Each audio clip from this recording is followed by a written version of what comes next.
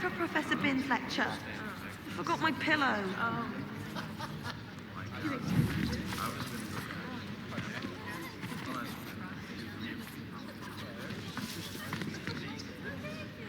Oh, what I wouldn't give to have a space of my own. Sharing a dormitory all year has been simply miserable. My brother's doing well, thanks to you. And he listens to me now. Turns out having beats for feet teaches a memorable lesson.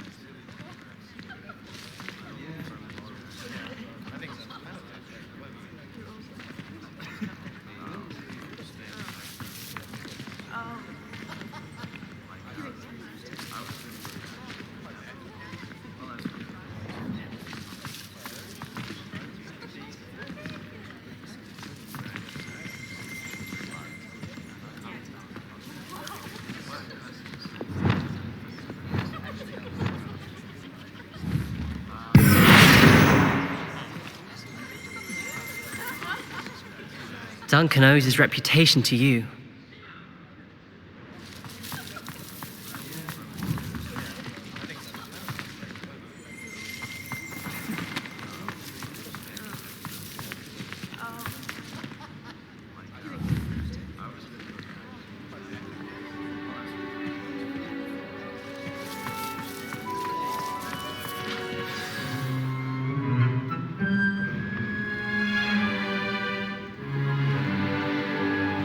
In today's lesson, we will cover a truly thrilling event. The Goblin Rebellion of 1752 and all its triumphant tragedy. But more specifically, we will address the devastating effect it had on the wizard milling industry.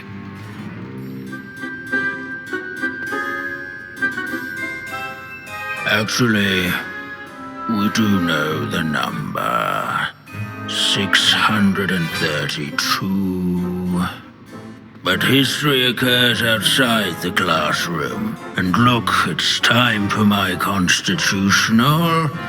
One can practically osmose the history flowing through Hogwarts. I think the professor wants us to follow him. And now for a stroll to the bell tower. Along with the rest of the castle, it was completed in the late early Middle Ages. The hall and the bell towers that loom above it contain myriad interesting artifacts.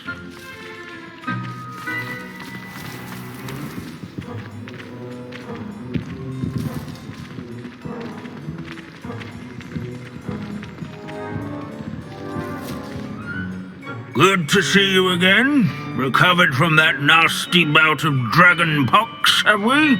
That wasn't me, Professor. I'm new here. Are you? Well then, welcome. No doubt you're eagerly anticipating my analysis of various wizarding councils, codes, statutes, and of course, goblin rebellions. Not all goblins are rebellious. Some venture into wizarding politics, such as Eargit the Ugly. Some are talented artisans, such as Bragbor the Boastful.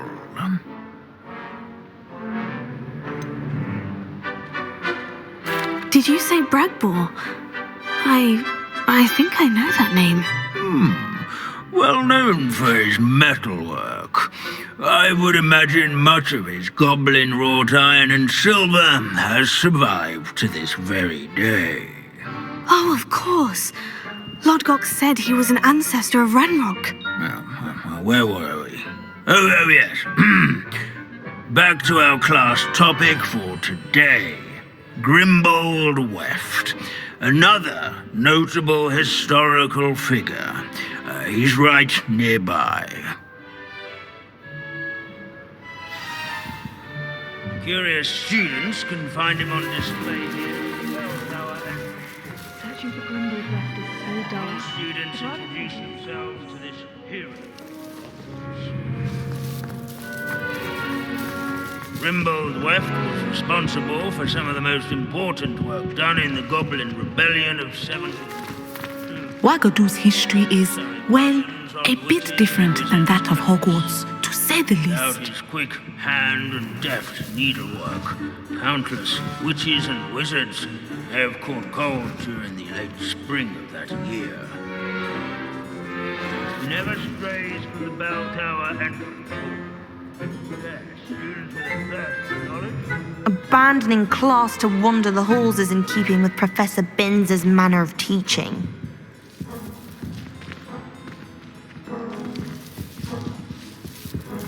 What I wouldn't give to be back on a broom right now. Revelio.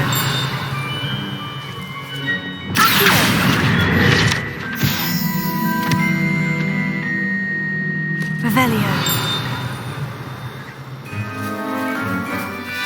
As one would expect, Hogwarts contains no narthexes, since obviously those would not be found in castles.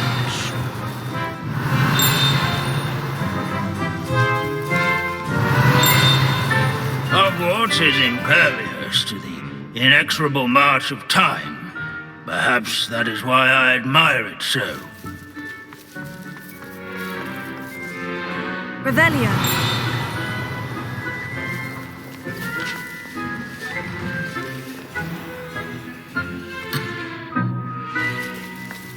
Off on another adventure, are we? This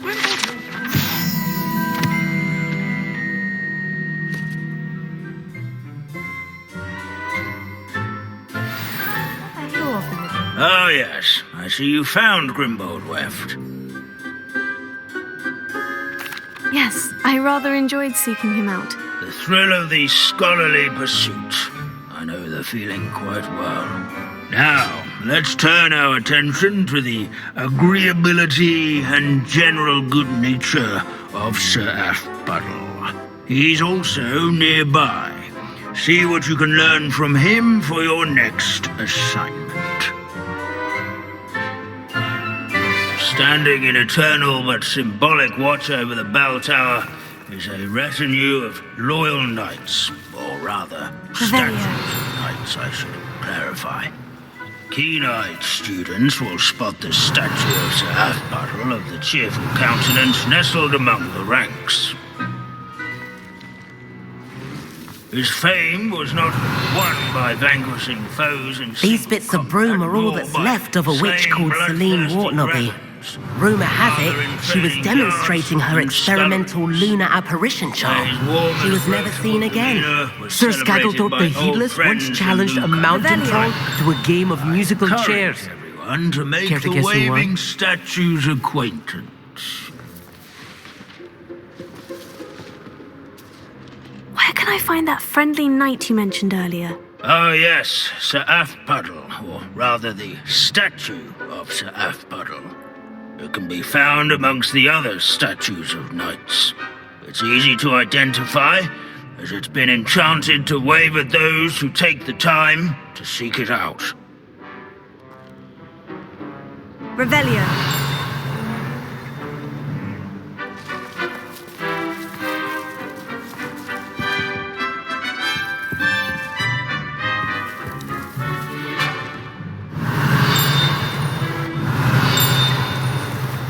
Our students often complain about the many staircases at Hogwarts, but they never bother me.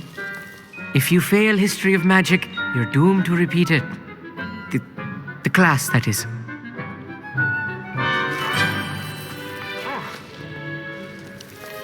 Leave it to Binns to make the most interesting school in the world seem dull. The Hogwarts founders could never have achieved such architectural majesty without the aid of powerful magic.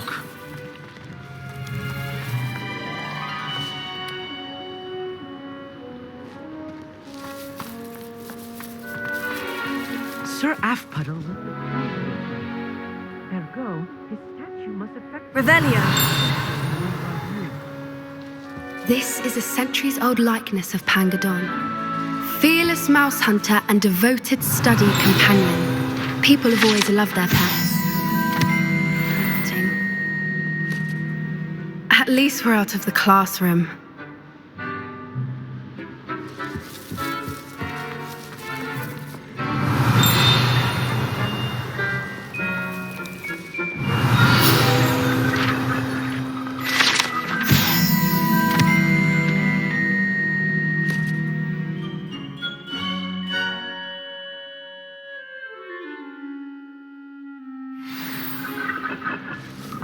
Revelio.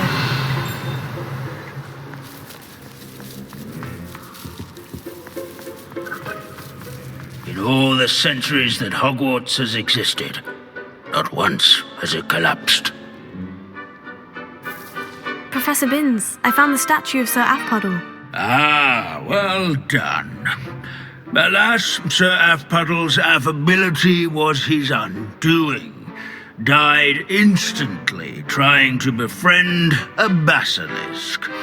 Eye contact is not always to be encouraged. So beloved was he that even some goblins mourned his passing. Of course, that did not bode well with the rest of the goblins, most of whom could not abide mourning the loss of a wizard.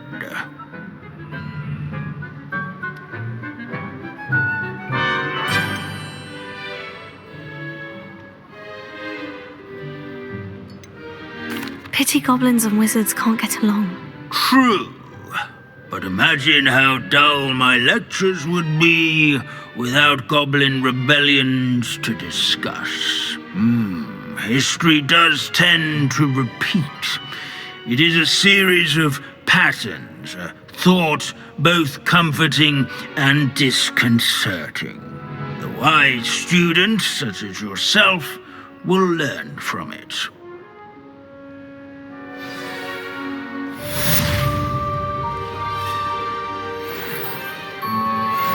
History is written by those who do their schoolwork, so they say. Or at least, I like to say that.